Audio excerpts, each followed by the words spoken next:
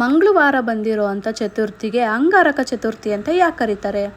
ಯಾಕಂದರೆ ಭೂದೇವಿ ಮಗ ಮಂಗಳ, ಆ ಮಂಗಳನಿಗಿರೋ ಇನ್ನೊಂದು ಹೆಸರೇ ಅಂಗಾರಕ. ಈ ಅಂಗಾರಕ ಗಣೇಶನಿಗೆ ಸಿಕ್ಕಾಪಟ್ಟೆ ದೊಡ್ಡ ಭಕ್ತ.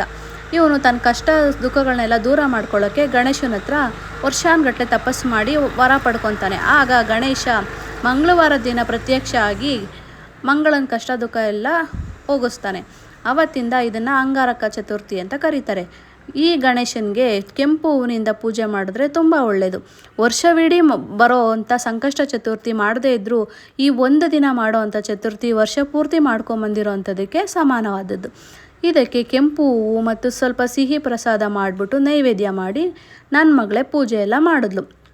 ಪೂಜೆ ಮುಗಿಸ್ಕೊಂಡು ನಾವು ದೇವಸ್ಥಾನಕ್ಕೆ ಸಹ ಹೋಗಿ ಬಂದ್ವಿ. ದೇವಸ್ಥಾನದಲ್ಲಿ ತುಂಬ ಜನ ಇದ್ದಿದ್ದರಿಂದ ನಾವು ತುಂಬ ಹೊತ್ತಿರೋಕ್ಕಾಗಿಲ್ಲ, ಬರೀ ದರ್ಶನ ಮಾಡಿಕೊಂಡು ಬಂದ್ಬಿಟ್ಟು.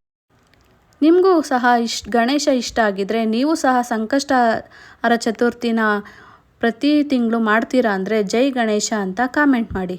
Thank you for watching.